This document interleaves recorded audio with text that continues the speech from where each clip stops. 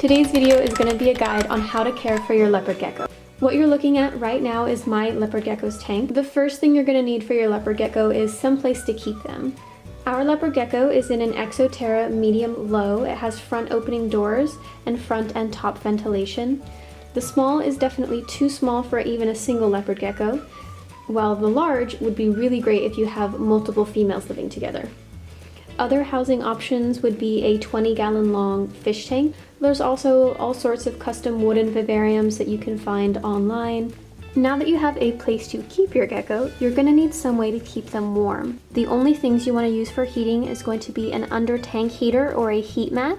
You could also use heat cable if that's available to you. This is a Fluker's medium heat mat, and you can see the tape right here. It's just taped underneath with some heat resistant electrical tape.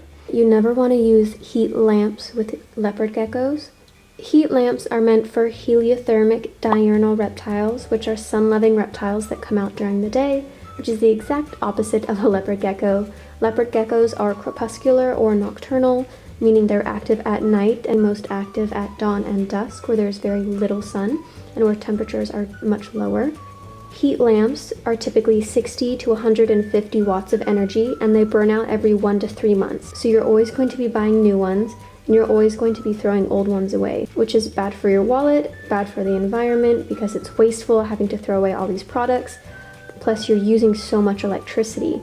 Whereas with heat mats, it's only about 7 to 12 watts of energy. Heat mats can typically last 5 to 7 years or even longer.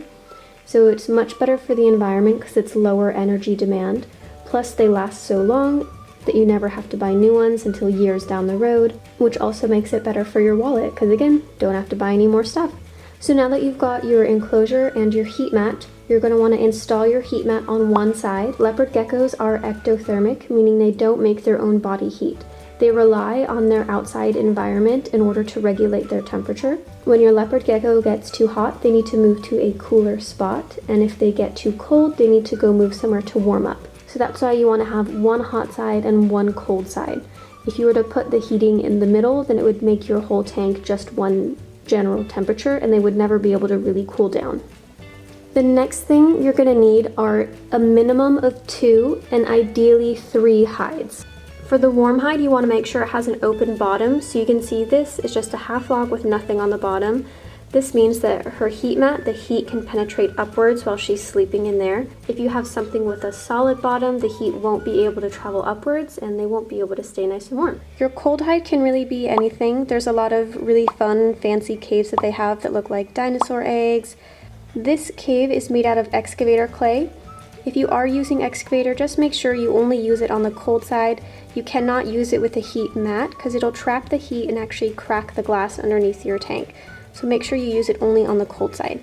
The third hide is to give your gecko a moist hide or humid hide. Having an enclosed space that has something moist in it, like wet paper towel or a damp sea sponge, it creates a humid area where they can absorb the moisture through their skin, or if they want, they could even lick the paper towel or the sponge.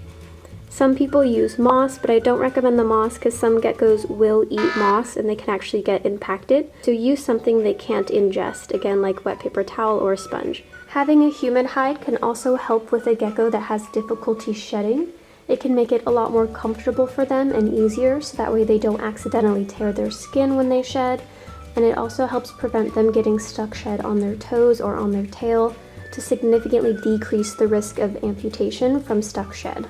The reason you want at least 2 hides is because if you only had one, let's say you give your gecko a cave on the cold side.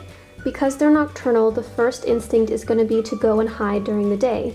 But if it's on the cold side, they're not going to be getting nice and warm, and you're saying to your gecko, if you want to get warm so you can regulate your digestion and your hormone production, you have to go be out and exposed in the open so you can go sit on your heat mat. And that's not natural for them, and they will follow their instincts and stay hidden instead. So that's why you always want to give them options, so they can either be warm and in a hide, or be cold and in a hide, or they can be warm and outside or cold and outside. So make sure that they always have options. The next thing you're going to need is substrate. Substrate is a fancier term for what is going to be on the bottom of your tank. So in my tank, I have Eco Earth on this side, on her warm side, and on her cold side, it's the excavator clay. Some substrate options are eco-earth, excavator clay, tile, slate, and paper towel. And you can get that from anywhere, places like Lowe's, Home Depot, any sort of home improvement store. You can also use non-stick linoleum or contact paper, shelf liners, anything like that. And whatever substrate you use, you want to make sure that the heat can penetrate upwards on the warm side. So of those listed options, what you could use on the warm side is the eco-earth or the paper towel. Loose substrates you don't want to use are sand, walnut shell, wood chips. The reason for that is sand impaction, meaning your gecko getting full of sand, is actually the #1 leading cause of premature death in leopard geckos. And that's because the sand is calcium carbonate. So leopard geckos will actually eat calcium on purpose, but because the sand is so slow to digest, they don't absorb it very quickly, so they eat more trying to get more calcium. But then it builds up inside them and their digestive tract gets full of sand, and that would be fatal. The sand is also really drying and it covers them in a layer of dust, making it really hard for them to shed. They can actually tear their skin or get their tail or toes amputated if they get stuck shed around it and it's not treated. I also don't like the carpets. I used to work at a Petco and a PetSmart, and we used carpets at both of those stores. Every morning when we fed the geckos, at least one of them would get their toes or their teeth stuck in the carpet, and they can actually rip their teeth out trying to pull it out. So you never want to use those. Another thing you'll need is a water dish. Bacteria loves to grow in plastic, and plastic is porous, so it's not very easy to sanitize. Plastic can also leach different chemicals and dyes into your water, so I always prefer to use something stone or ceramic. One of the most important things you're going to need for your leopard gecko is some calcium. Now they need calcium because they eat insects, and insects have a lot of phosphorus, which will block calcium absorption. So if you never give them calcium, the body is going to start stealing calcium from the animal's bones, which is going to lead to metabolic bone disease. So their bones just get all soft and squishy and deformed, and that is fatal. So you 100% need calcium for a healthy gecko. And along those lines, you're going to want a calcium dish inside their tank as well. This is an extra small water dish by exo-terra. A lot of people like to use the little lids to milk jugs or water bottles and just fill that with calcium and leave them in there. You want to make sure there's always calcium available to your gecko at all times, because like I said with the sand, they actually will eat it when they feel like they're lacking some, which is why you don't want sand, because they'll eat the sand on purpose. Whenever you feed them insects, you need to dust their insects with the calcium. The last thing you're going to need is food. I feed my leopard gecko mostly roaches, but it's always good to mix up their diet with different insects. I order all of my insects online because it's way cheaper than purchasing in a store, plus you get a much bigger variety. So you want to make sure whatever you're feeding them is smaller than the space between their eyes. For most adult leopard geckos, that would be small to medium dubia roaches, medium crickets, large crickets. And in terms of general care, what you'll do is you just leave the heat mat on 24/7 because they will regulate their temperature as they need it. And then feeding when they're juveniles under a year old, feed them every day.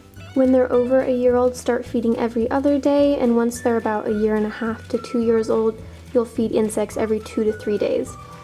Leopard geckos are purely insectivores, so you don't have to worry about feeding them pelleted foods or any sorts of salads. You always want to make sure that you feed your insects as well. But you can see kind of this green residue is from the food that I gave them. I really hope that this has been helpful to anybody who's thinking about getting a leopard gecko or who has one and has a bunch of questions.